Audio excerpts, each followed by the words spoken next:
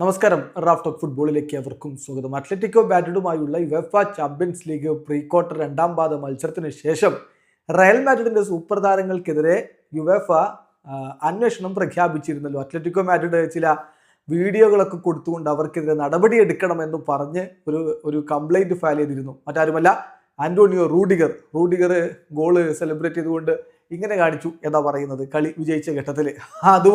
അതുപോലെ Vini Junior എതിരാളികളുടെ ഫാൻസുമായിട്ട് തർക്കത്തിലേർപ്പെട്ടു എന്നും പിന്നീട് മറ്റൊരു പ്രധാനപ്പെട്ട സംഭവം ഡാനി സെബയോസ് പിച്ചിന്റെ സൈഡിൽ നിന്ന് ഡാൻസ് ചെയ്തു എന്നും അതുപോലെയൊക്കെ തന്നെ കിലിയൻ എംബാപ്പെ തന്റെ പ്രൈവറ്റ് പാർട്ടിക്ക് ഗ്രാബ് എന്ന രൂപത്തിൽ ആക്ഷൻ കാണിച്ചു എന്നൊക്കെ പറഞ്ഞുകൊണ്ടാണ് ഇപ്പം അവർക്കെതിരെ പരാതി കൊടുത്തിരുന്നത്. അതിനെക്കുറിച്ച് അന്വേഷണം നടത്തുകയും ചെയ്തിട്ടുണ്ടായിരുന്നു യുവേഫ. ഇപ്പം അതിലെ ശിക്ഷ വിധിച്ചിരിക്കുകയാണ്. നാളെ വലൻസിയക്കെതിരെ റയലിന് കളിയുണ്ട്, അതിൽ ഇത് ബാധകമല്ല.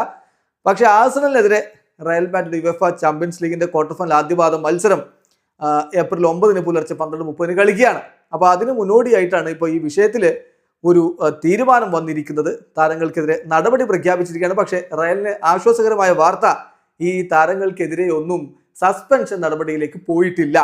അപ്പോൾ റൂഡിഗർക്കെതിരെ ഫൈനുണ്ട്, അത് 40,000 യൂറോയാണ്. കിലിയൻ എംബാപ്പയ്ക്കെതിരെ ഫൈൻ വിധിച്ചിരിക്കുന്നു 30,000 യൂറോ. ഡാനി സെബയോസിനെതിരെ ഫൈൻ വിധിച്ചിരിക്കുന്നു 20,000 യൂറോ.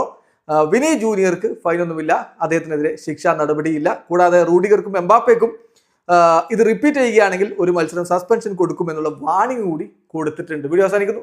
ഫുട്ബോൾ ലോകത്തെ കൂടുതൽ വിശേഷങ്ങളുമായി റാഫ് ടോക്സിൽ എത്താം.